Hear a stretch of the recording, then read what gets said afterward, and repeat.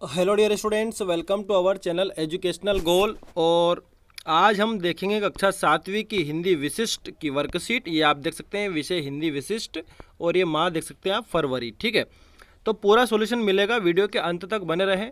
तो चलिए पहला क्वेश्चन देखते हैं। पहला क्वेश्चन क्या है, तो ये देखिए पहला क्वेश्चन क्या है। डॉक्टर अब्दुल कलाम के जीवन के प्रेरक प्रसंग पाठ को पढ़कर लिखिए कि कौन से दो रास्तों में से एक रास्ता चुनकर उन्होंने स्वदेश का मान बढ़ाया। तो इस लेसन में ऐसा आया है कि अब्दुल कलाम को अच्छे पैसे मिल रहे थे अमेरिका जाने के, लेकिन वो नहीं गए, भारत में रहे और भारत की सेवा करी। तो यह आंसर मैं आपको लिखित में बताता हूँ, तो उसको आपको लिखना। तो ये देखिए, ये आंसर आपके सामने है, मैंने लिखा है। पढ़ाई समाप्त होने के बाद अब्दुल कलाम ने वैमानिकी यांत्रिकी की शिक्षा प्राप्त की थी। इस प्रकार के विद्यार्थियों की मांग उस समय यूरोप और संयुक्त राज्य अमेरिका में हो रही थी। इन देशों में अच्छा वेतन और भरपूर मान सम्मान मिलता था। तब अब्दुल कलाम के लिए दो रास्ते थे। पहला रास्ता था आदर्श पर चलकर स्वदेश की सेवा की जाए, दूसरा रास्ता था धन कमाने के लिए विदेश जाया जाए। अंततः उन्होंने निर्णय लिया कि वो देश में रहकर ही देश की सेवा करेंगे। ठीक है, तो ये आंसर लिखना है आपको। फर्स्ट जो अभी मैंने क्वेश्चन आपको बताया उसका आंसर ये लिखना है। ठीक है, अब सेकंड क्वेश्चन की ओर हम बढ़ते हैं। अब दूसरा प्रश्न क्या है, जो सूरदास जी के जो दोहे होते हैं उनसे है ये कि निम्नलिखित पंक्तियों का अर्थ लिखिए। मोसो कहत मोल को लीनो, मोहन मुख रिस की ये बातें जसुमती सुन सुन रीजे। ये मोसो कहत मोल को लीनो मतलब कि यशोदा माता से भगवान कृष्ण कह रहे हैं कि बलराम भैया कहते हैं कि उन्हें तो खरीदा है।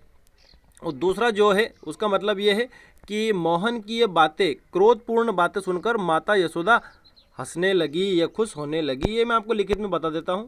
ये दोनों प्रश्नों के अर्थ हो गए, ये पहले वाले का, ये दूसरे वाले का। इस पंक्ति का अर्थ है कि श्री कृष्ण अपनी माँ यशोदा से कह रहे हैं कि बलराम भ्राता उन्हें चिढ़ाते हैं कि उन्हें तो कहीं से खरीद कर लाए हैं।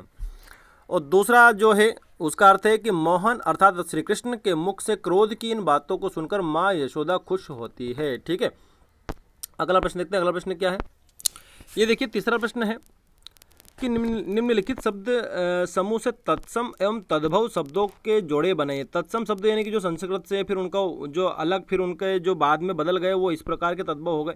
ठीक है, तो हम जोड़ा बनाते, देखिए चंद्र, आम्र, भ्रमर, ठीक है, और उसके बाद सूर्य और दुग्ध, और ये हो गए तद्भव, चंदा, आम, भौरा, सूरज, दूध। ठीक है, ये बिल्कुल सही जोड़ी है, आप इसी को बना लें, मतलब जोड़ा सही है बिल्कुल ये। अब नीचे निम्नलिखित शब्दों का वाक्यों में प्रयोग कीजिए। बलराम है, ठीक है, उसके बाद दुश्मन है, विचरण है, जलपान है और ध्वज है। इनका वाक्यों में प्रयोग करना है, मैं आपको बता देता हूँ।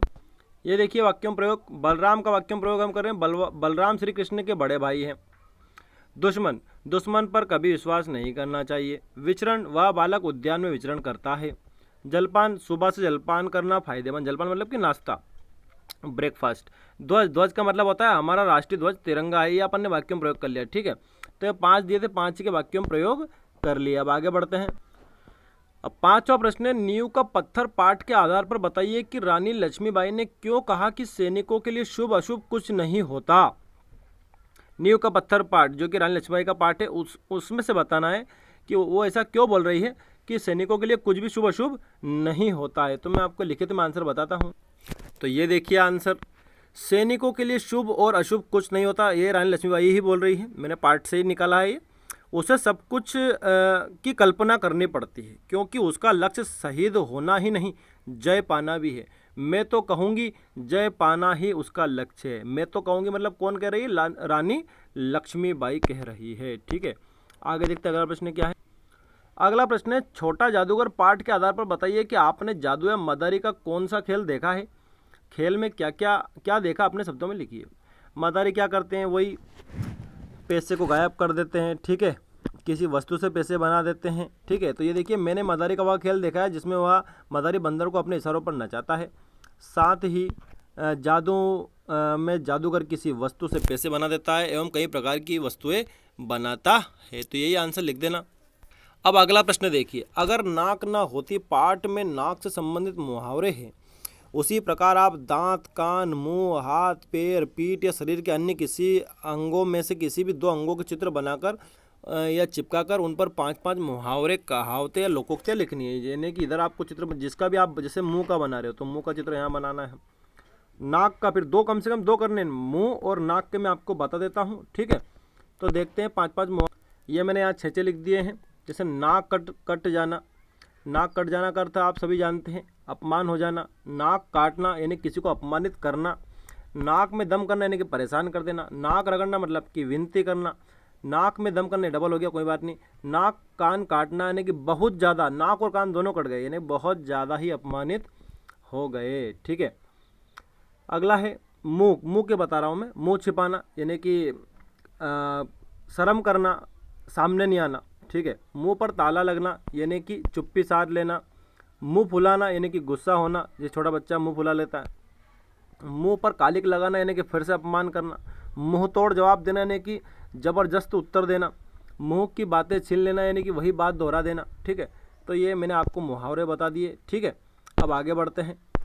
अब ये आखिरी प्रश्न है, दी गई शब्द पहले को दिए निर्देशों के अनुसार भरिए। तो ये बिल्कुल सही है, आप यही भर लेना। पवन है, पतन है, नयन है, भूमि है, मित्र है, दमन है, सुमन है, देह या शरीर। ये लास्ट में आप शरीर भी लिख सकते हैं क्योंकि 3 इसमें कालम खाली है, तो आप शरीर या बदन भी इसमें लिख सकते हैं। और ये लिखना देह मत लिखना क्योंकि 3 कालम खाली है, ठीक है। शरीर या बदन, ठीक है। ये देखिए आप अच्छे से, और अगर आप देखना चाहो तो पवन, ये नीचे शरीर लिखा हुआ है, ठीक है, शरीर है, ठीक है। और ये नीचे हिंट दी गई थी, इनके आधार पे बनना था। जैसे वायु का एक पर्यायवाची तो पवन, ठीक है। उसके बाद ये लास्ट वाला शत्रु का विलोम होगा 3 नंबर का। देखिए 3 नंबर में हमने क्या भरा है, शत्रु का विलोम, अभी मैं आपको बता। तो ये देखिए यहाँ पर मित्र भरा है, ठीक है। ये इसी प्रकार के भूमि जो धरती का एक और पर्यायवाची शब्द है। तो इस तरह से आपका पेपर हो जाता है। Thanks for watching this video.